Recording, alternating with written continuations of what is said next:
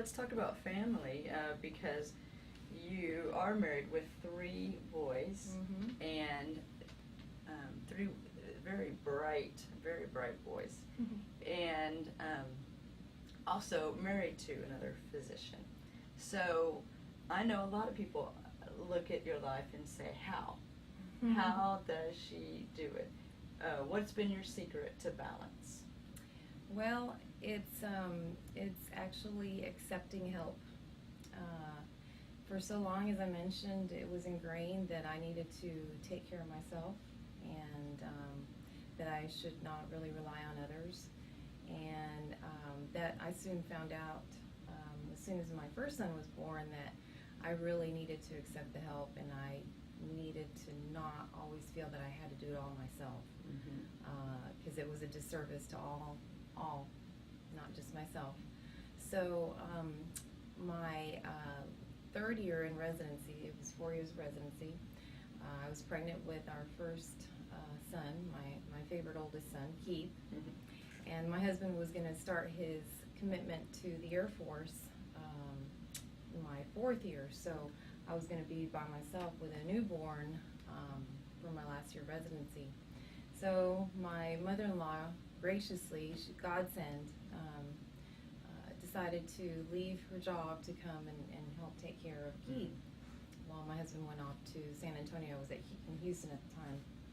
And so she and I lived together, and believe it or not, mother-in-law and daughter-in-law, we got along wonderfully. She was, of course, just loved having a little guy to take care of.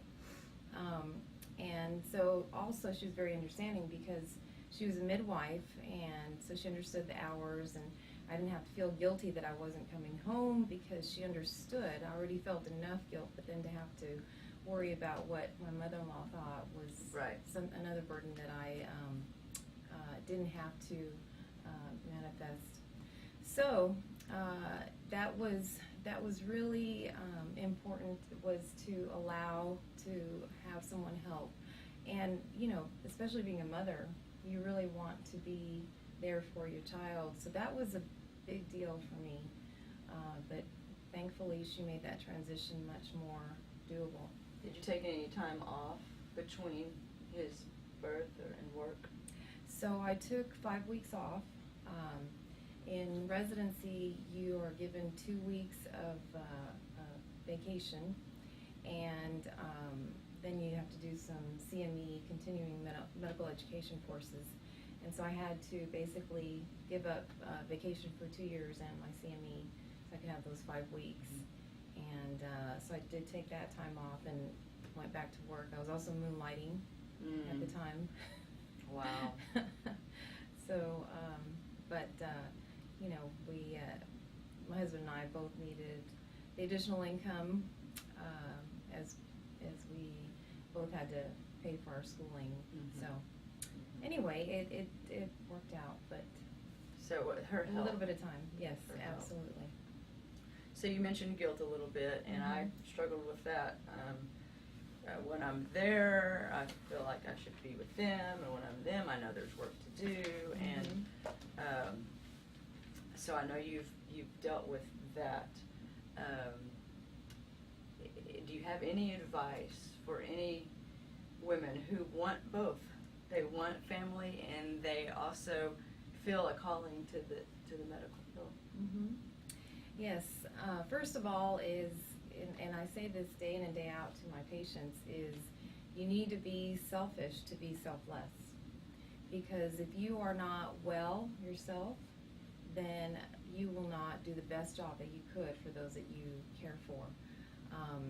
So much, women are often feel that the need to be the ones who have to take care of everybody, whether it's nature, nurture, whether it's family telling them that that's how it needs to be, or just our X chromosome that genetically predisposes us to have that need. So the problem is so many women do care for those around them and they neglect themselves. And so I find it very important to take care of yourself physically, psychologically. For me, exercise has been a big one.